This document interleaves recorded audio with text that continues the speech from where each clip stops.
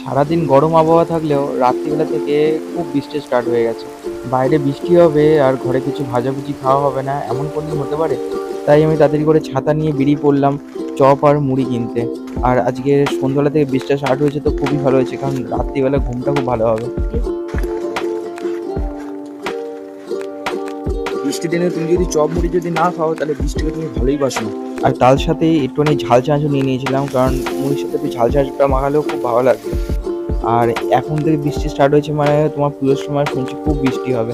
জানি না কীভাবে কী ঘোরাঘুরি হবে, কিন্তু ইচ্ছা আছে যাতে একটুখানি ভালো করে যাতে ঘুরতে পারি।